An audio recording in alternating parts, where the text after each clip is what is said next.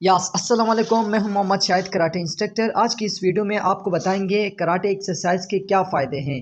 Karate के तो बहुत सारे फ़ायदे हैं, लेकिन इस वीडियो में हम सिर्फ आपको एक्सरसाइज के क्या फ़ायदे हैं। ओके, चलो स्टार्ट करते हैं। Let's start. अस्सलाम वालेकुम दोस्तों, क्या आप अपनी शख्सियत को पुरकशिश और जाज़िब नज़र बनाना चाहते हैं ताकि आप में एतमाद आए और लोग आपकी तरफ मुतवज्जे हों? तो दोस्तों, इस वीडियो में हम आपको एक ऐसा गुर बताने लगे हैं जो अगर आप रोज़ाना करते रहें तो आप अपनी शख्सियत को पुरकशिश और पुरएतमाद बना सकते हैं, और वो भी बिना किसी खर्चे के। वर्जिश फिजिकल एक्सरसाइज वो वाहिद काम है जो आपके लिए ये सब कुछ बल्कि इससे भी ज़्यादा कर सकता है। आइए देखते हैं कि बाकायदा वर्जिश करने से आपको क्या फ़ायदे होंगे जो आपको पुरकशिश और जाज़िब नज़र बना सकते हैं।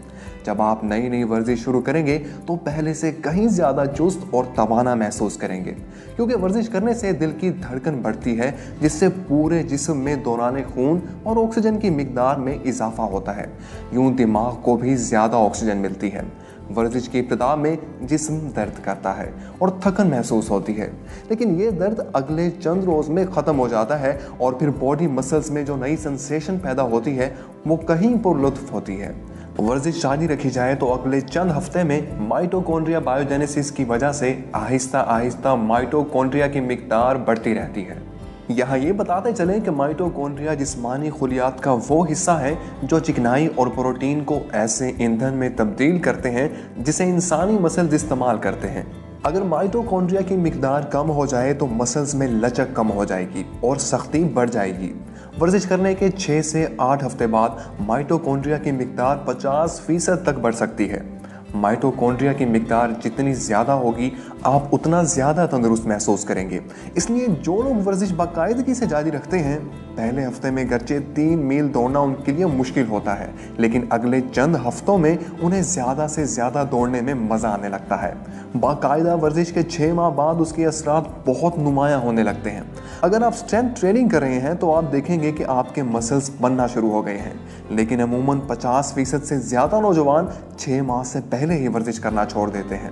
लेकिन जो लोग 6 माह के बाद भी वर्जिश जारी रखते हैं उन्हें इसके गैर मामूली फ़वाइद मिलना शुरू हो जाते हैं। अगर आप एरोबिक एक्सरसाइज कर रहे हैं तो 9 महीने बाद VO2 मैक्स में 25% इजाफा हो जाएगा।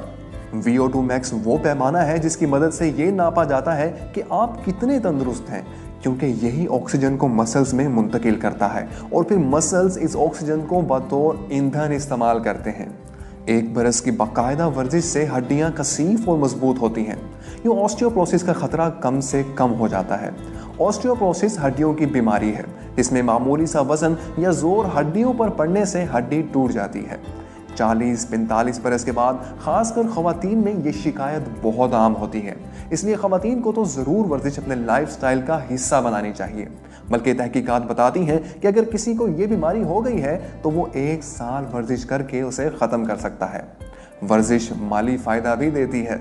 आमतौर पर लोग यही जानते हैं कि अगर हम वर्जिश करेंगे तो हमारी जिस्मानी सेहत बेहतर होगी, लेकिन माहिरीन बताते हैं कि जो लोग हफ्ते में कम से कम 5 या 30 मिनट रोज़ाना के हिसाब से वर्जिश करते हैं उनका इलाज मुआवजे का खर्चा सालाना 2.5 लाख रुपए कम हो जाता है। वर्जिश करने से और भी कई फ़ायदे होते हैं। मिसाल के तौर पर वर्जिश करने वाले ख़वातीन हज़रात में आर्थराइटिस, टाइप 2 डायबिटीज़, निसियान और कैंसर लाहक होने के ख़तरात भी कम होते हैं। इसका मतलब ये हुआ कि आप ज़्यादा तवील उम्र पा सकते हैं और वो भी हशाश बशाश और खुशखुरम रह सकते हैं, क्योंकि वर्जिश करने से स्ट्रेस हार्मोन, कोलेस्ट्रॉल और एड्रेनालिन की सतह कम होती है। वर्जिश के बयान किए गए तमाम फ़वाइद का ताल्लुक इस पर है कि आप रोज़ाना कितनी देर और कितनी शिद्दत की वर्जिश करते हैं।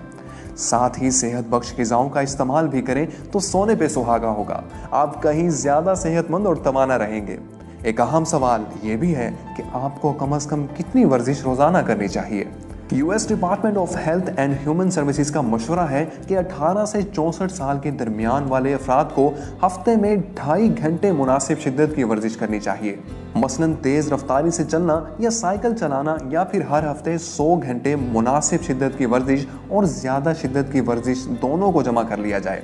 ज़्यादा शिद्दत की वर्जिश में दौड़ना और तैराकी शामिल है।